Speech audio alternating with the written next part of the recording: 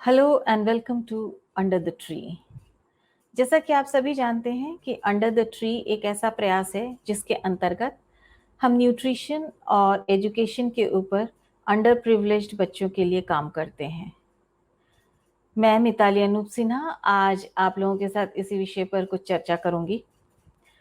जब हमने एजुकेशन पर काम करना शुरू किया इन बच्चों के साथ तो पाया कि इनका रिटेंशन पावर या रिकॉल करने की पावर में थोड़ी कमी है। ये चीज़ों को याद नहीं रख पाते हैं, पढ़ी हुई बातें भूल जाते हैं जल्दी या याद कर ही नहीं पाते हैं।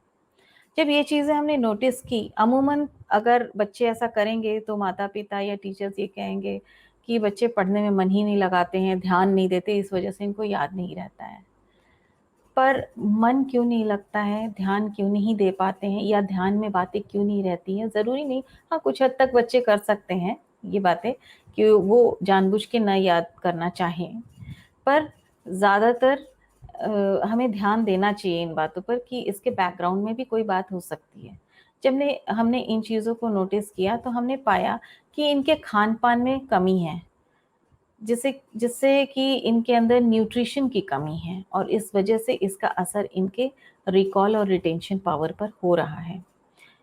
इस पे नज़र जाते ही हम लोगों ने तुरंत ही ये फ़ैसला किया कि हमें ज़रूरत है इनको न्यूट्रिशन देने की, न्यूट्रिशियस फूड प्रोवाइड करने की, जिससे कि पढ़ाई में इनका ध्यान लगे, क्योंकि खाली पेट पढ़ाई में ध्यान भी नहीं लगता है और साथ ही न्यूट्रिशन की कमी हो जाने के कारण ये याद भी नहीं रख पाते हैं चीज़ों को। इस वजह से हमने न्यूट्रिशन का शुरुआत की। अब न्यूट्रिशन के का ना मिल पाने का कारण क्या है? सही तरीके से, क्योंकि इनका इकोनॉमिक बैकग्राउंड, इनके माता-पिता या तो डेली वेजर्स है या रेहड़ी पटरी पर काम करने वाले लोग हैं। इनकी इकोनॉमिक बहुत लिमिटेड होती है और इस वजह से इन लोगों को खाने-पीने पर बहुत सोच समझ के खर्च करने की ज़रूरत होती है। इस वजह से खाने-पीने में इनको कमी हो जाती है। देयरफॉर वहाँ पे क्वेश्चन आया कि इनको कैसे इकोनॉमिकली एम्पावर किया जाए। तो हमारा फ़ोकस गया सीधे इनके मदर्स पर, वुमेन फ़ोक पर, जिनके जो कि छोटे-मोटे काम करती हैं और कुछ काम के बाद कुछ समय निकाल भी सकती हैं। अब ज़्यादातर खाली हैं, जो वुमेन कुछ काम नहीं करती हैं।